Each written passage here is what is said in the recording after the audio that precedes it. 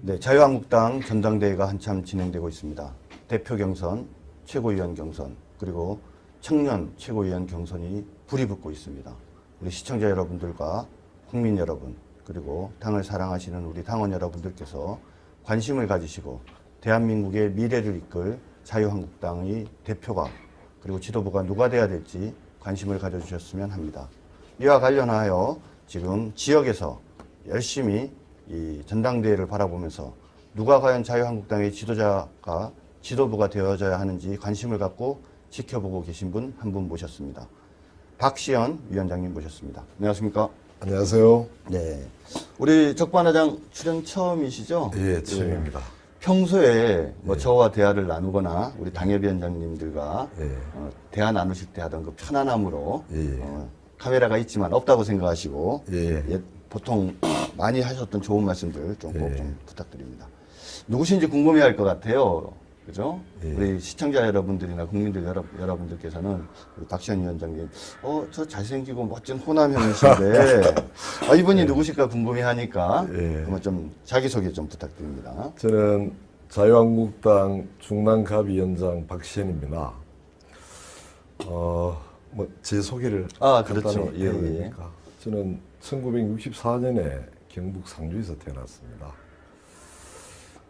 쭉 성장하고 나서 청운의 꿈이랄까 행정고시를 준비하다가 어렵더라고요. 영어도 어렵고 국사도 어렵고 그래서 중간에 여러 환경들이 잘 안 되어서 포기를 하고 31살부터 지금 제가 거주하고 있는 중남구에서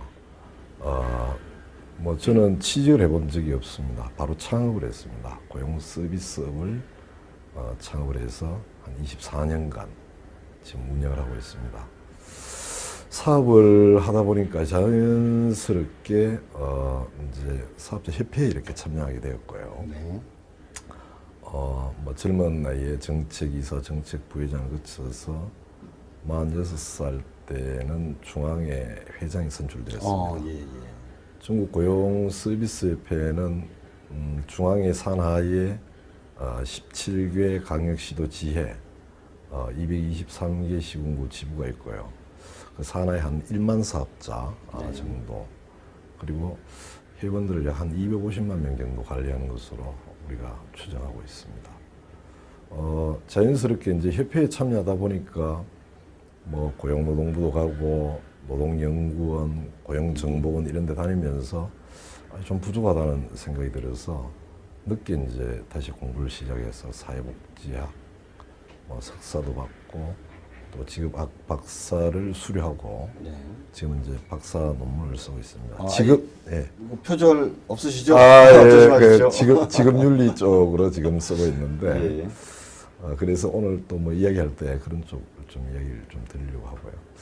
지역사회에서 이제 또 사업을 하다 보니까 자연스럽게 지역 활동에도 이렇게 참여했는데 고시 그만두고 나가지고 역사가 괘씸했어요. 그래서 이제 제일 처음에 역사책을 좀 읽기 시작하다가 불경 한번 보자. 그래서 불경, 또 성경, 사서삼경 그러다 보니까 동양 철학사를 자연스럽게 훑어보고 또 서양 철학사도 한번 보자 이래가지고 수박 끄달기지만 겉보기랑 다르게 공부를 많이 하셨네요. 아니 혼자서 이제 하다 보니까 엉망진창인데 그런 쪽을 가지다 보니까 자연스럽게 우리 지역사회에 이제 그와 관련돼서 사가정 역사 탐방대라든지 또 사가정 상달 대동제, 고려 보루선 캠페인, 또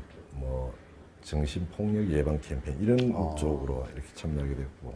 지난번에 사실은 당이 되게 무지무지 어려웠던 시절이죠. 그 시절에 그 지역 위원장을 신청을 하셔가지고 다들 놀랬었습니다. 사실 제가 그때 선거 공천관리위원이었는데 어떻게 이렇게 훌륭하신 분이 왜 지금까지 한 번도 이렇게 신청을 안 하셨을까. 그래서 혹시 다른 데서 정치를 하려고 하시다가 실패를 하시거나 이러신 분인가 봤더니 그것도 아니고 방금 말씀하신 것처럼 그런 전국 조직의 회장을 하시면서 네. 대외 활동도 활발하게 하셨던 분이고 지역에서도 그동안 계셨던 우리 당협위원장들 열심히 도와서 총선이나 대선 또 지방선거에서도 정말 의미 있는 어떤 역할을 하셨던 분이시더라고요. 그래서 이 위기와 어려움 속에서 정말 숨어있던 진주가 드디어 밖으로 드러났구나라고 당시에 우리 그 공천관리위원들이 그런 이야기를 나눴던 생각이 납니다. 방금 하신 말씀 중에 전 되게 충격을 받은 게 예. 깜짝 놀랐어요, 사실은. 왜냐하면 저는 한 번도 취업한 적이 없다 이렇게 말씀하셔가지고 예.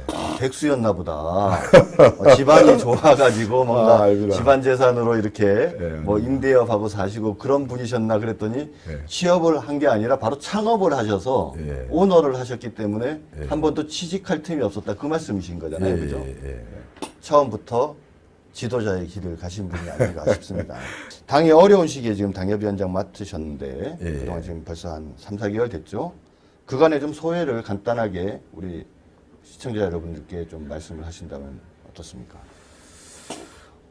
제가 우리 자유한국당에 참여하게 된 거는 한 14년 정도 되는 것 같습니다. 네. 14년 정도의 시간이 지났는데요.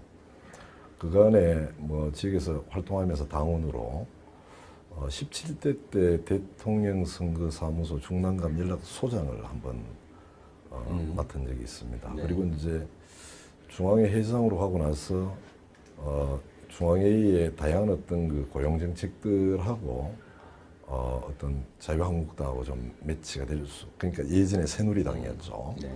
매치될 수 있는 부분을 찾아가지고 연결고리를 이제 찾아서 노력하다가 18대 때 박근혜 대통령 당시죠. 네. 그 대통령 선거 때는 고용복지특별위원장을 맡아서 예. 우리 조직을 통해서 이제 자유한국당의 선거에 이제 이렇게 참여하게 되었습니다. 그랬는데 지난 작년 10월달에 뭐 SBS 그러니까 JTBC죠. 그 발표 이후에 당이 좀 처참하게 무너지는 걸 보면서 네. 굉장히 좀 안타까웠습니다. 근데 1월달에 분당 사태가 나고 그걸 보고 이래가지고 안 되겠다. 네. 그래서 이제 지역에 있는 분들하고 의논을 하니까 이번에 위원장 그 공모에 좀 응시하는 게 좋겠다. 네. 그래서 이제 참여하게 됐는데 위원장으로 이제 그 2월 9일 날 선출되고 나서 뭐 얼마 안 있다가 바로 또 자유한국당으로 당명이 바뀌고 네. 또 얼마 안 있다가 대통령 탄핵당하고 예. 또 조금 있으니까 대선 치렀는데 대선에서 실패하고 네. 뭐 역사적인 사건들을 그 어떻게 보면 위원장 맡자마자 연극을 겪으면서 네. 좀 참담한 어떤 마음도 들고 또 주변에서는 좀 걱정도 많이 하고 그랬습니다. 네. 근데 저는 도리에 이게 어떻게 보면 나한테 주어진 어떤 사명일 것이다. 네. 우리 당이 그 새롭게 도약하고 중흥하고 새롭게 거듭나는데 내가 정말 역할을 할 수 있는 기회가 주어진 것이다. 네. 이런 어떤 생각을 했습니다. 그래서 위원장 되고 나서 뭐 지역에 가서 정말 그동안 우리 지역에 한 17년 동안 네. 그 주로 외부에서 그 위원장님들이 많이 왔다가 예. 떠나고 하다 보니까 그런 현상들이 서울이나 수도권 예, 그렇죠. 그렇죠. 그래서 올해 안 계시고 한 2년 몇 개월 정도 지나면 가요. 그러다 네. 보니까 어떤가 하면 첫 번째 위원장에 대한 어떤 그 당원들의 불신이 굉장히 강합니다. 그리고 또 지역에서 그 당원들 사이에 기회주의가 좀 팽배합니다. 네. 이번 위원장 왔는데 좀 사이가 안 좋으니까 네. 다음에 위원장 곧 바뀌겠지. 뭐 아, 그러다 예. 보니까 뭔가 좀 집중력도 떨어지고 갈등들도 그대로 이렇게 양산해가지고 네. 좀 어떤 분파되고 이런 어떤 경향성이 있었습니다. 근데 지역에서 뭐 같이 활동을 하다가 위원장이 되니까 네. 이제 사람들이 좀 자세가 달라졌어요. 네, 그래서 적극적으로 도와주고 그렇게 해서 이제 조직도 지금 잘 활성화되고 있고요. 강화해 나가고 있고. 네. 지금 말씀을 들어보면은 네. 참 한 4개월 되셨는데 그 4개월이 4년, 40년 세월이 느낄 만큼 네. 정말 많은 일이 있었다. 정말 맞는 말씀 같고. 네.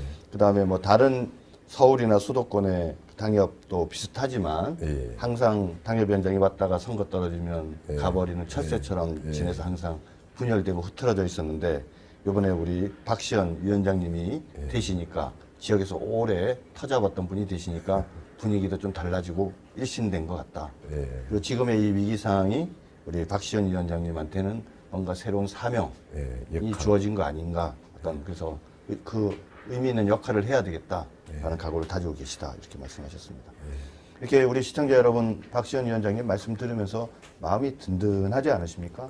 아까도 말씀드렸지만 정말 당이 정말 어려웠던 그 시절에 분연히 일어나서 당협위원장을 자청해서 맡아주시겠다고 하신 정말 멋진 분이십니다.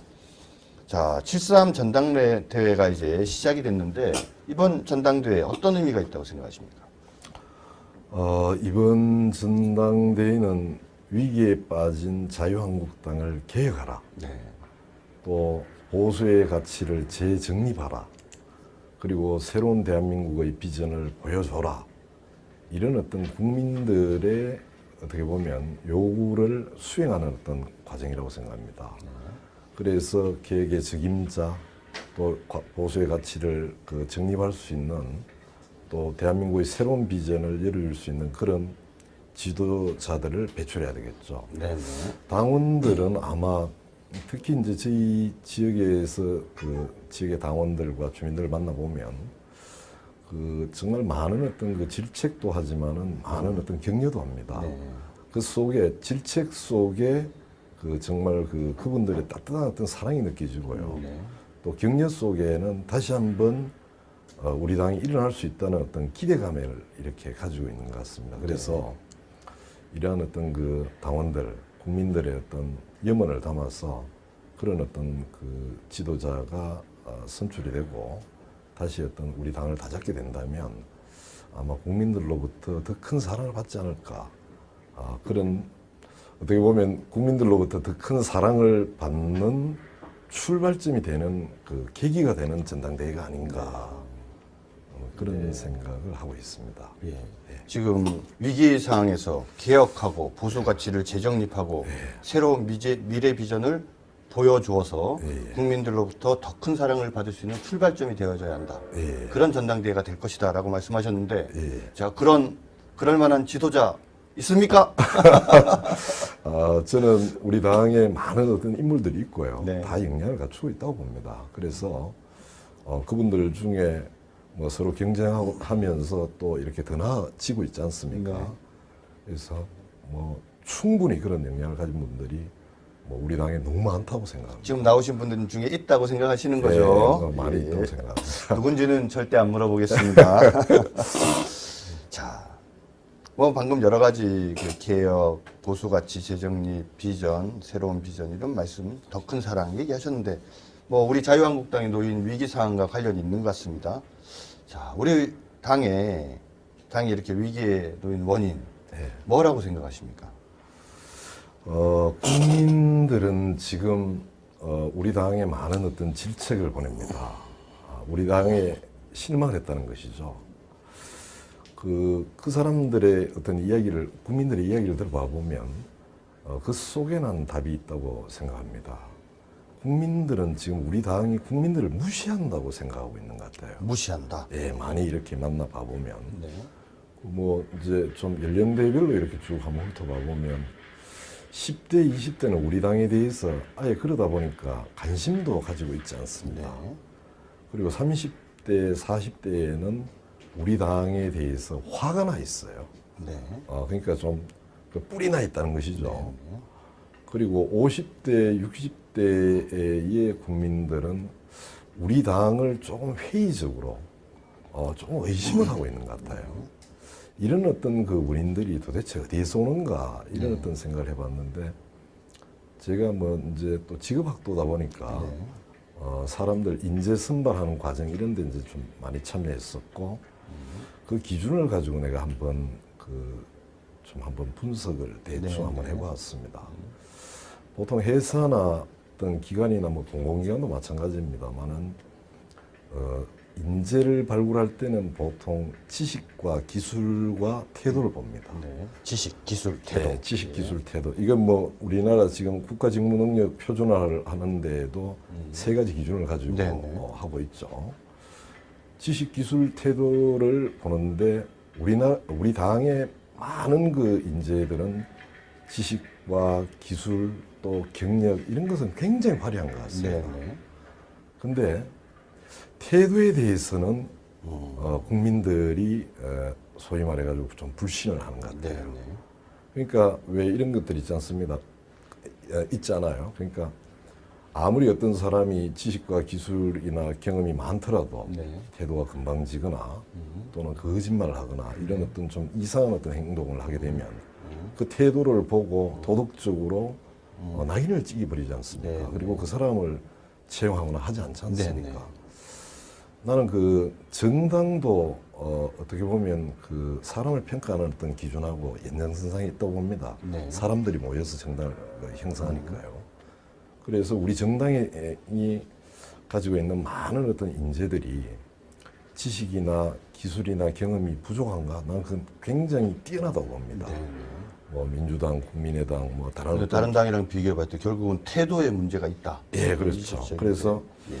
그 태도가 국민들로부터 그 불신을 받고 있다. 네. 네. 결국에 윤리적인 문제겠죠. 예. 그럼 뭐 여러 가지 사실은 뭐 지적할 게 있는데 특히 태도에 관한 말씀하셨는데 네. 뭐 극복 방안을 태도와 관계되어져서 지금 문제점과 관련한 뭐 극복 방안이 있다라고 하면은 좀 대안으로서 어떤 말씀을 하실 수 있는지 궁금해요.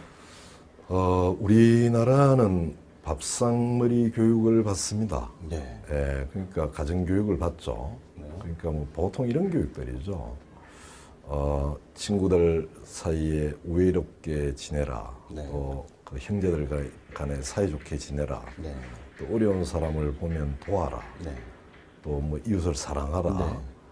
또는 그 남부끄러운 짓을 하지 말아라. 네. 이건 뭐 대한민국의 어느 가정에서나 엄마 아버지로부터 자식들이 밥상머리에서 이런 교육을 받고 자랍니다. 근데 이 밥상머리 교육이 도대체 어디에서 오는가 이렇게 내가 한번 분석을 해보니까 이제 대한민국은 보면 유교적인 어떤 전통이 강한 나라이고요. 네. 또 그 기독교, 불교 이런 어떤 전통들이 상당히 좀 강하게 이렇게 작용을 하죠. 즉 네. 윤리적인 평가의 기준이 높은 나라가 아닌가 이런 어떤 생각을 합니다. 근데 이제 방금 이야기했던 우리 밥상머리 교육들은 보통 유교적인 어떤 가치에서 오는데 네. 제가 예전에 맹자를 읽을 때 이제 사단에 대해서 이렇게 맹자가 이야기하는 걸 들었어요. 네. 뭐 우리 학교 시험에도 많이 나왔었죠. 뭐 척은지심, 또 뭐 수호지심, 사양지심, 시비지심 하면서 인의예직하면서 나왔었는데 그런 어떤 유교적인 그 이론들이 승리학으로 잘 발달해서 조선시대의 그 지도자들이 향촌에 가서 향약으로 네. 또 그 향약은 점차 동계, 네. 또 동계는 오늘날의 친목계에 이렇게 남아 있습니다. 그래서 친목계 어디든지 보면 뭐 향약에 뭐 덕업상근하고 한난상유하고 뭐 이런 어떤 대목들이 있지 않습니까? 가실상교하고 이런 대목들이 우리 그 뭐 누구나 대한민국 사람이 몇 개 정도의 친목회를 가지고 있을 텐데. 그리고 뭐 동네에 뭐 전부 다 친목회밖에 없고. 예, 그렇죠. 아 그게 그 전통이네요. 예, 그렇죠. 예. 그래서 친목회 속에 보면 그런 어떤 윤리 기준, 도덕 기준이 엄격하게 적용되거든요. 그래서 저는 지금 우리 대한민국의 국민들이 우리 당에 강한 그런 어떤 윤리 기준을 이렇게 요구하고 있는데 그걸 네 가지를 가지고 한번 그 맹자의 사단 잘 모르는 어떤 지식이지만 설명을 하면 첫 번째 척은지심 어질인이라 그러죠. 보통 그 다른 사람이 좀 어려움에 처하면 천한 마음을 가져야 되지 않습니까? 그 뭐 보수적 가치에 맞네요. 예. 근데 우리 정당은 좀 어려운 사람들에 대해서 그러니까 이제 지금 원인을 지적하지 마시고 그러니까 대안으로서 그러니까 측은한 마음을 가지고 있었는가 앞으로 측은한 마음을 가져야 한다. 그렇죠.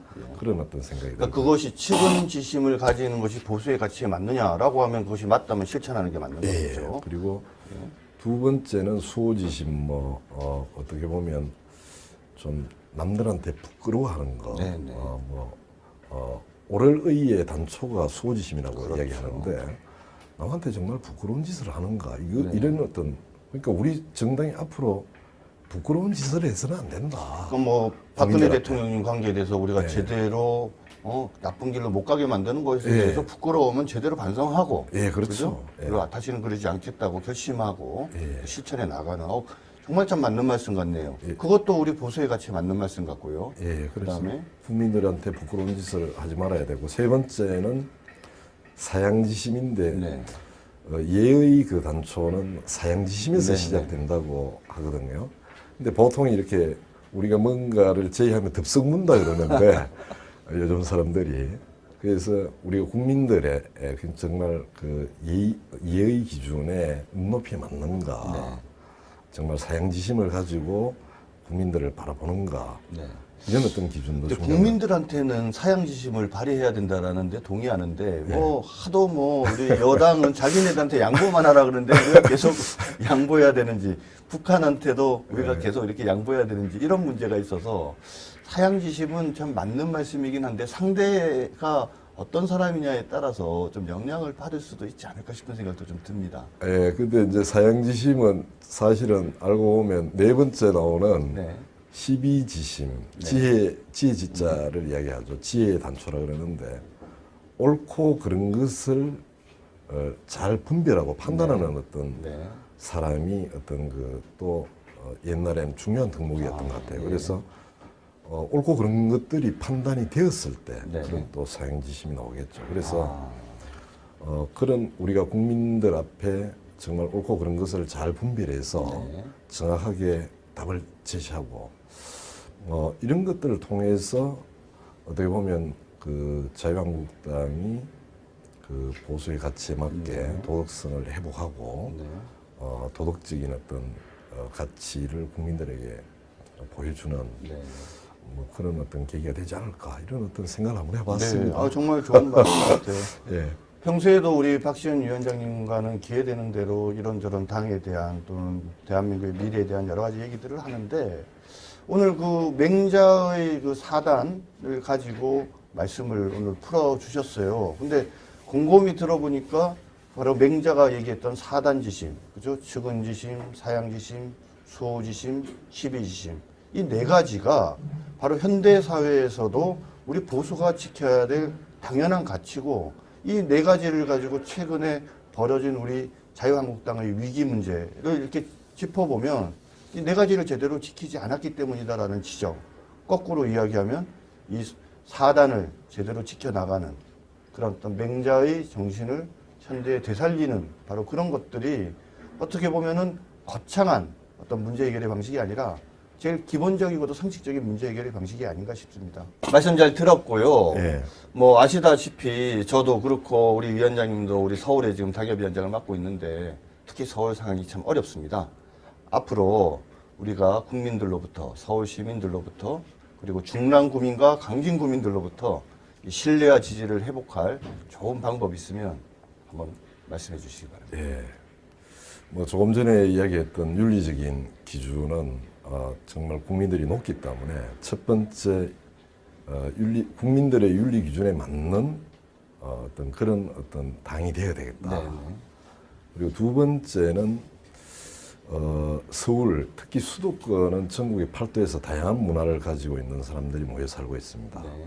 그리고 지식이나 경제력이나 취미나 뭐 정말 다양한 어떤 네. 사람들이 대한민국에서 가장 다양한 어떤 사람들이 모여 살고 있죠. 최근에는 외국인들까지 네. 들어와서. 근데 우리 당은 여태까지 이런 어떤 다양한 욕구에 대해서 다양한 사람들의 다양한 욕구에 대해서 잘 수용해 왔는가 한번 돌이켜 봐볼 필요가 네. 있다고 생각합니다. 천편일률적인 보편적인 가치도 굉장히 중요하지만은 또 하나 다양성이 존중되는 어떤 그 정당이 되어야 되겠다.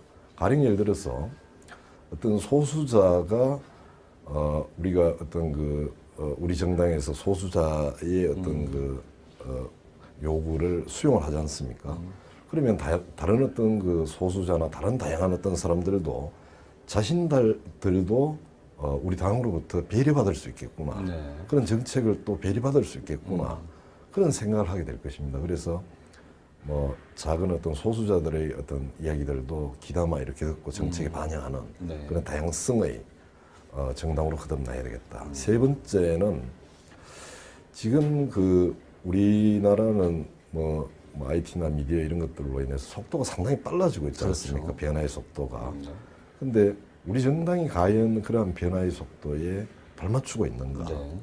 뭐 예전에 누군가가 그런 이야기를 하는 걸 내가 한번 들었는데 뭐 속도가 빠른 사람이 속도가 느린 사람을 잡아먹는 사회다. 네. 뭐 그런 이야기를 내가 한번 들었어요. 그랬는데 정말 국민들의 다양한 변화의 속도를 따라잡을 수 있는 네. 그런 역량을 우리가 갖추었을 때 수도권에서 승부가 나지 않을까. 그래서 도덕성과 다양성과 또 변화의 속도를 따라잡는 정당이 되었을 때 수도권에서 우리가 승리할 수 있을 것이다. 이런 생각을 해봤습니다. 예. 도덕성을 갖추고 변화의 속도에 부응해서 우리도 빨리 변하고 따라잡아야 된다는 점에 대해서는 많은 분들이 동의할 것 같은데 어떻게 보면은 진보의 가치라고 볼 수 있는 다양성, 인정 또는 소수자 보호 이런 것도 우리가 안아야 된다라는 부분은 상당히 좀 파격적인 부분이 있는 것 같습니다. 이 부분에 대해서도 좀 나중에 기회가 되는 대로 다시 한번 좀 이야기를 나눠보도록 그렇게 하시죠. 오늘 여러 가지 정말 좋은 이야기 해주셔서 너무 감사드리고요. 앞으로도 우리 적반하장에 자주 출연을 하셔서 좋은 얘기 많이 좀 해주시기 바랍니다. 감사합니다. 예.